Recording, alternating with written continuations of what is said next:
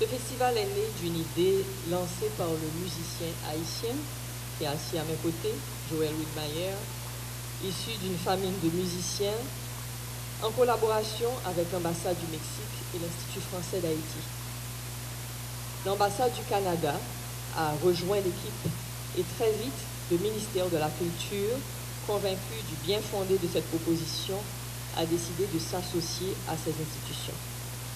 De là, des ambassades comme celle des États-Unis, du Brésil, de l'Espagne, ainsi que des partenaires privés tels que Radio Métropole et la Fondation Françoise Canez-Auguste, intéressés par l'initiative, se sont joints à l'organisation de la première édition du festival qui a eu lieu entre le 4 et le 11 mars 2007. En 2008, à ces partenaires de la première heure se sont ajoutés les ambassades d'Allemagne, du Chili et de Suisse. D'année en année, d'autres partenaires, tels le ministère du Tourisme, la FOCAL, l'Organisation internationale de la francophonie, et des représentations diplomatiques de la Belgique, de la Grande-Bretagne, de l'Union européenne, sont venus enrichir le festival.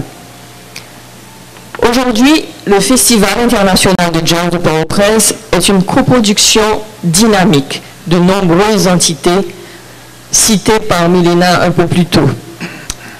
Tous ces acteurs, regroupés au sein d'un comité d'organisation coordonné par la Fondation Haïti Jazz, qui assure, au nom du comité, la réalisation du festival.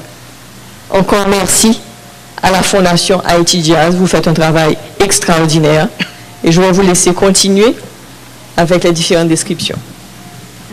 Je voudrais simplement dire que le Festival international de jazz de Port-au-Prince, qui est maintenant fermement inscrit dans l'agenda culturel haïtien, est à la fois un témoin de la vitalité du jazz haïtien et en même temps une porte ouverte sur des formations venues du monde entier. La performance des groupes, le son, les scènes, etc. est extrêmement coûteux. Cependant, je dois dire que pour la prochaine édition du Jazz Festival, nous aurons l'occasion d'avoir plusieurs scènes prêtes au niveau des provinces. Donc, dans le Nord, par exemple, à Sans Souci, il y aura l'amphithéâtre de Sans Souci qui sera prêt. À Jacmel, nous avons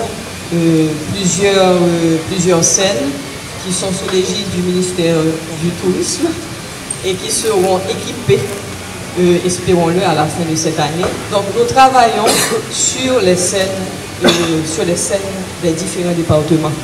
Et je dois dire que dans ce sens, le comité des arts de la scène a été transformé en l'unité technique des arts de la scène, dont l'un des mandats est de faire l'inventaire de toutes les scènes de la structure étatique dans les 10 départements et de proposer des événements et des spectacles pour ces différentes scènes.